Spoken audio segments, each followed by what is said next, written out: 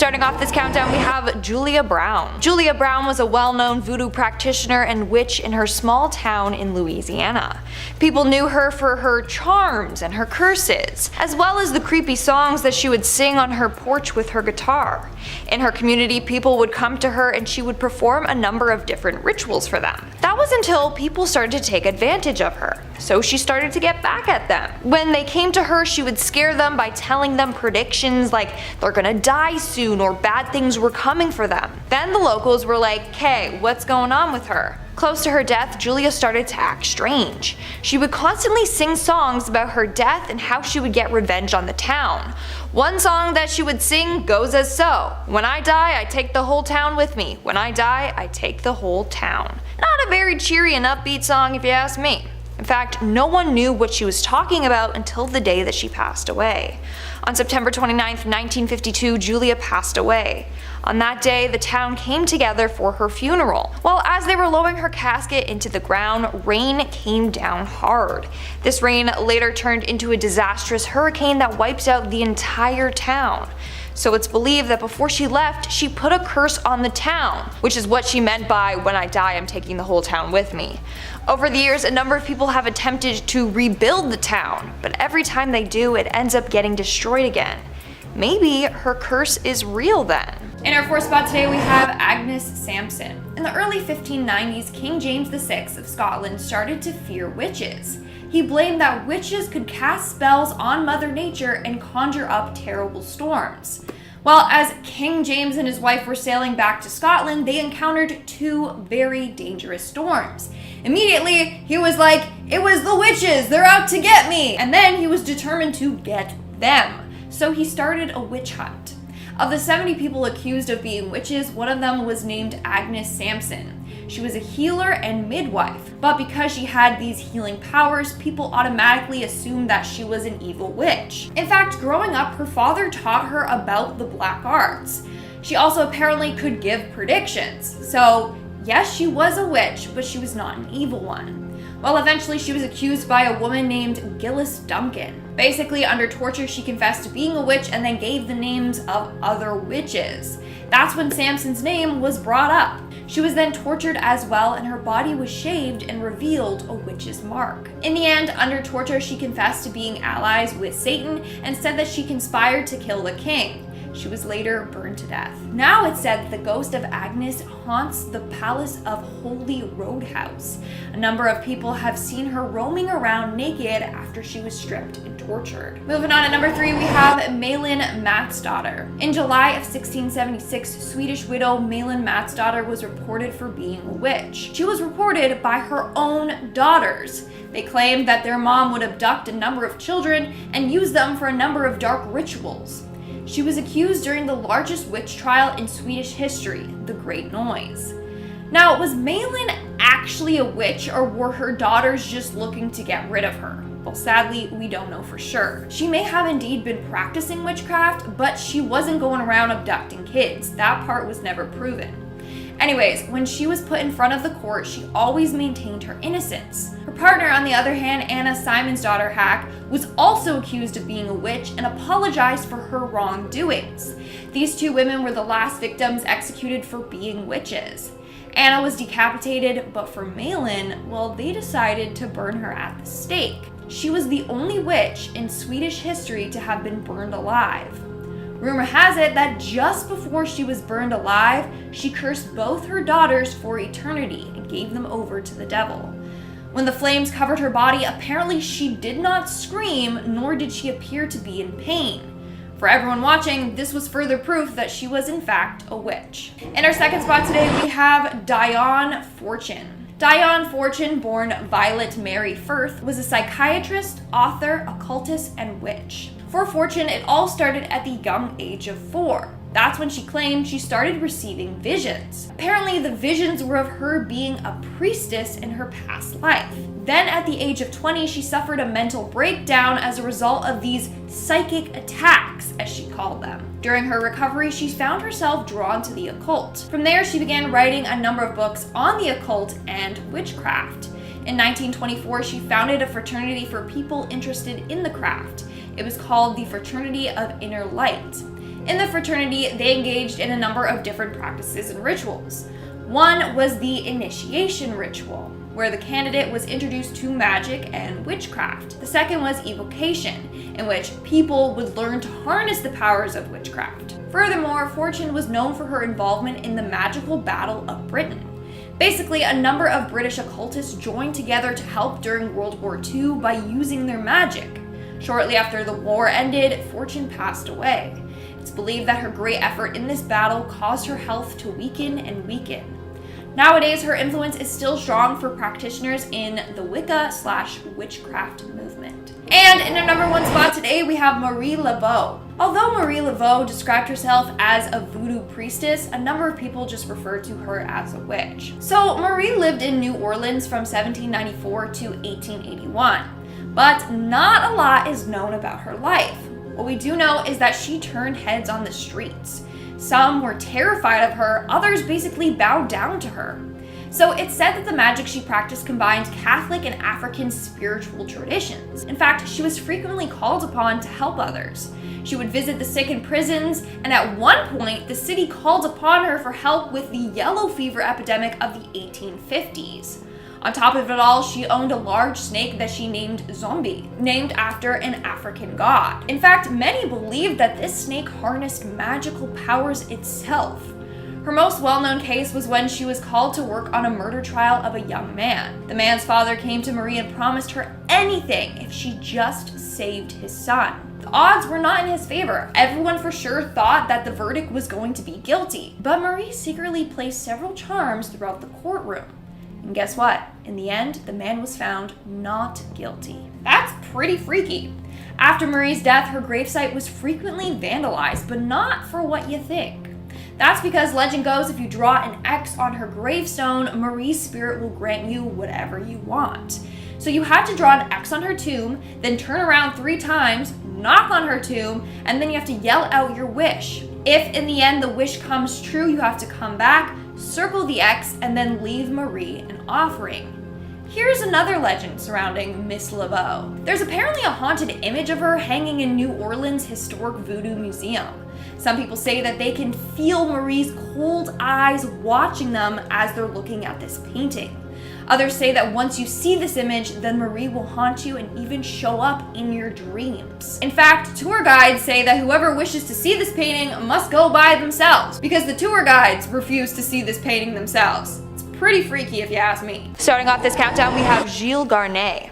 Now, not only was this guy a witch, but he actually used his witchy powers to conjure up a potion that would transform him into a werewolf whenever he so pleased. That's right, he was a witch and a werewolf. In October of 1572 France, that's when Garnier killed his first victim as a werewolf.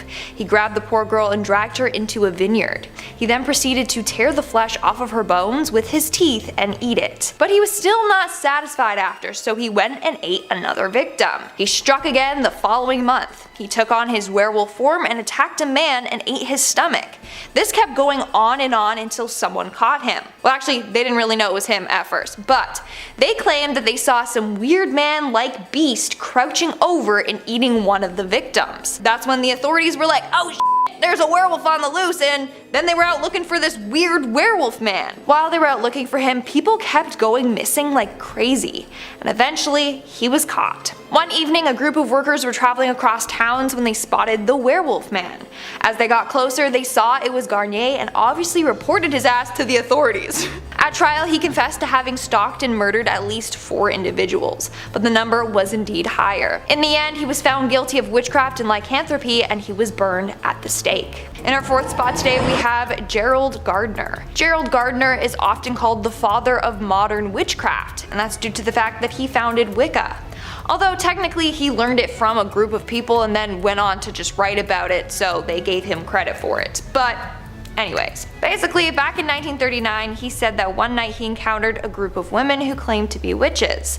They stripped him of his clothes and put him in the middle of a ceremonial circle. The circle was lined with naked women, and they showed him their ways. From there, he learned briefly about Wicca and thought, hey, this is great, let's preserve this and make sure that everyone knows about it. In 1954, he actually created a book titled Witchcraft Today that teaches others how to embrace Wicca fully. He then went on and became obsessed with the occult. In fact, it's believed that a number of Wiccans and pagans were saved partly because of him. They could come out and be like, yeah, I'm a witch, without fear of being hanged or burned alive. To this day, he's one of the most relevant witches in history, but also one of the more controversial ones. In our third spot today, we have Mother Shipton. Mother Shipton, otherwise known as Ursula Sonthiel, was born in 1488 England. Legend has it that she was born during a massive thunderstorm and her mother gave birth to her in a cave. Her mother was only 15 at the time and was stuck raising Ursula in that cave by herself. That was until the monastery took her mother in and a local family took Ursula in. Eventually, her mom was taken to a nunnery and they never saw each other again. Growing up, Ursula had a hard time fitting in. She had a large, crooked nose, her back had a bend in it, and her legs were twisted. So right off the bat, people were like, yeah, she's a witch, just because of her appearance. In fact, people would bully her and call her hag face. Others believed her father was the devil. It didn't help that her mom refused to tell anyone who the father of her child was. So people were like, yeah, for sure, her father's the devil. Not only that, she would spend a lot of time by the cave that she was born in. Now, how did she get the name Mother Shipton? Well, eventually she went on to marry a man named Tobias Shipton, and she took his last name.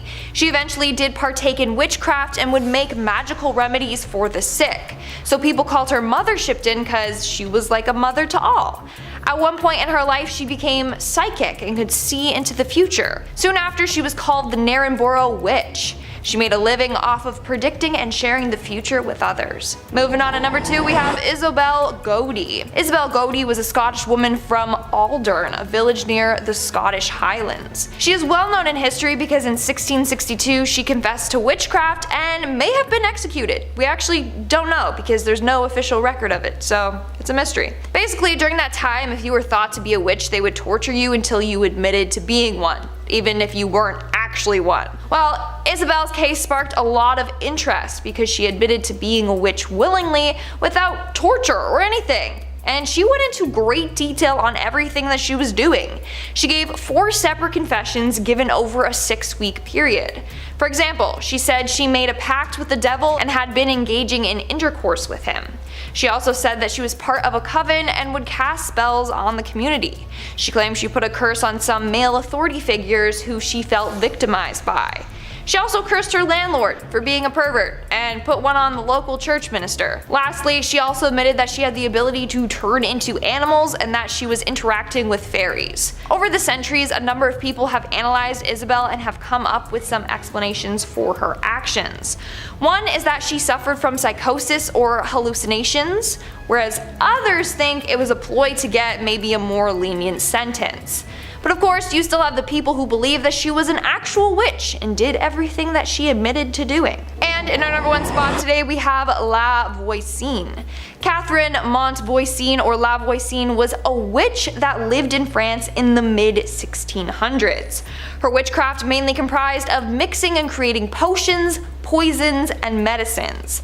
She also would tell people their fortunes and would hold black masses where people could come and make contact with the devil through her. It started off with her just providing palm readings and advice for people, but then she realized that her clients were mainly women who were coming to her with spousal problems. A number of them wanted their husband dead, so she started creating the potions to help them kill their husbands and gain fortune.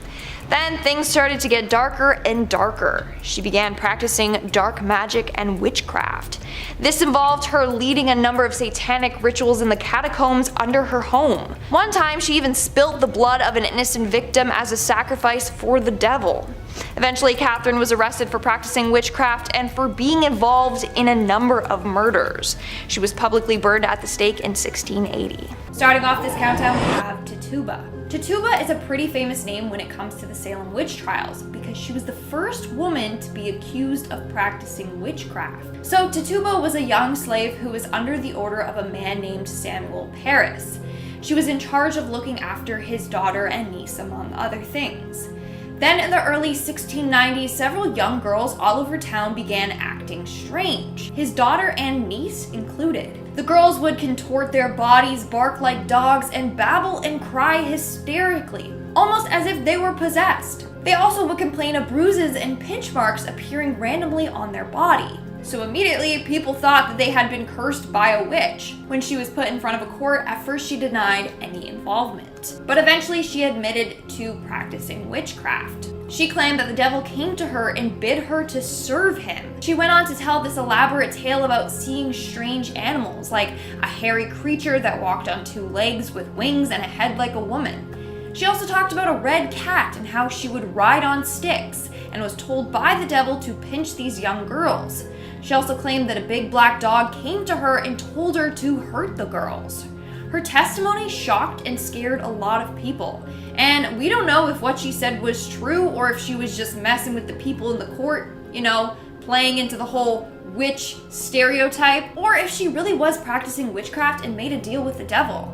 In the end, she was sent to prison for a year. In 1693, some mysterious unknown individual freed her from jail, and after that, no one heard from her. Moving on to number 4, we have Lasses Birgitta. Lasses Birgitta was an alleged Swedish witch back in the 1500s. In fact, she was the first woman executed for witchcraft in Sweden. Story goes that one night her and two men met up at a churchyard cemetery with plans to resurrect people from the dead using their witchy powers. When they arrived at the church, Lasses used her powers to open the church doors. This involved her circling the place 3 times and then blowing into the keyhole. Magically it opened for them and they entered. While in the church, they were looking for a stole. The scarf type pieces of cloth that are worn by priests. That was needed in order to complete the ritual. After finally finding it, she renounced God and swore herself to the devil. Somehow, people found out that the 3 had attempted to resurrect the dead and reported them. Lasses was decapitated for being a witch, whereas the other 2 men were just fined. That's rough, man. That's rough. I'm also glad that their plan to bring back the dead didn't work. Imagine they would have to fight off witches and then zombies. Crazy. Coming in at number 3, we have Agnes Waterhouse. Agnes Waterhouse, otherwise known as Mother Waterhouse, was the first woman in England to be executed for witchcraft. Agnes confessed to being a witch and having a familiar named Satan, which was her cat. Later on, the cat apparently took the form of a toad. The familiar originally belonged to her friend and fellow witch Elizabeth Frances, but was later passed along to her. Furthermore, apparently Agnes would use her sorcery for evil. In 1566, she used her witchcraft to try and cause illness to a man named William Fine, and he was not so fine. After that, she used her powers to kill her enemies' livestock and as well as cause them illness. And lastly, she also tried to kill her husband using her powers. In fact, at her trial, one of her neighbors, a 12-year-old girl named Agnes Brown, came forward and testified against her. She claimed that she was visited by a demon dog under the control of Agnes Waterhouse. So according to the girl, one day she was visited by this demon that looked like a black dog with a face of an ape with a short tail, a set of horns, and a silver whistle around its neck. The demon dog appeared at her home and asked for some butter. She refused, and apparently later that day he returned with a knife and threatened to kill her. She said that he was going to thrust his knife in her heart and kill her. When the girl bravely asked to send him, the dog just turned his head toward Waterhouse's home. On July 29, 1566, Agnes Waterhouse was executed. Before doing so, she repented and begged God for forgiveness. She also did admit that she was sending her familiar to hurt and damage her neighbor's goods. But her neighbor, a tailor named Wardall, had such strong faith that the familiar was unable to mess with him.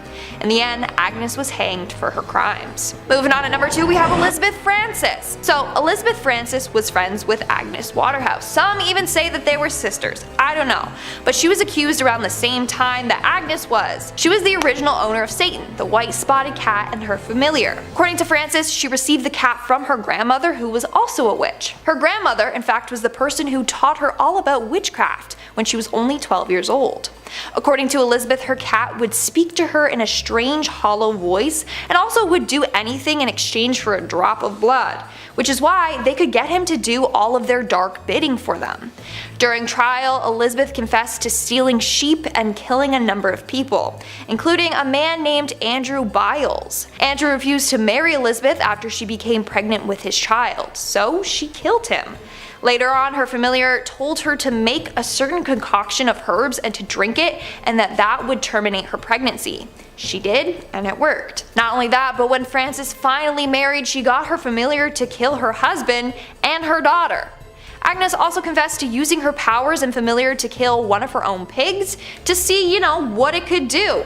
And then she also killed her neighbor's cows and geese after they got in an argument. She got in an argument with the neighbor, not with the cows and geese, thought I should clarify.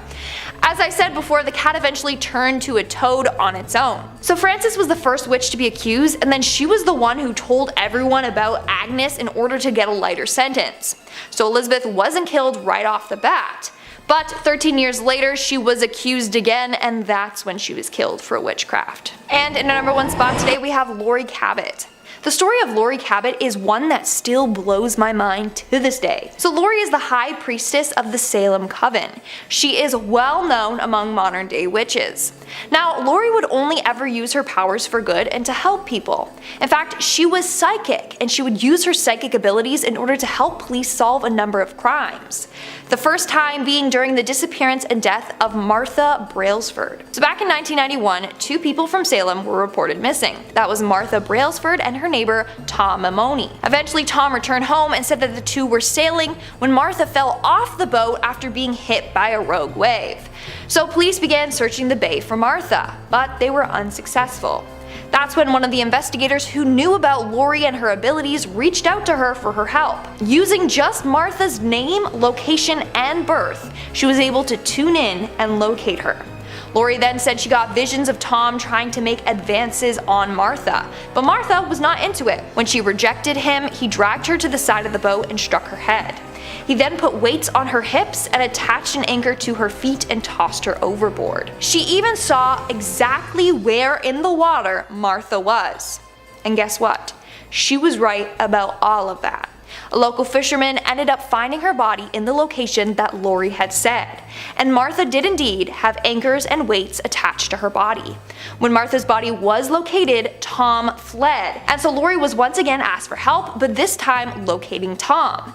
She once again tuned in and got a vision of Tom in a cabin, and got a vibe he was on his way to cross into Canada. Not only that, but Laurie performed a binding spell on Tom to make sure he would do something stupid so that he would get caught. Well, 3 days later, police found the cabin Tom was staying in, and it was in a small town near the Canadian border. They found the cabin because Tom made a stupid mistake. He parked his car near the cabin and he left the lights on. Neighbors called the cops because they didn't recognize the car and they knew the neighbors were out of town. Isn't that crazy?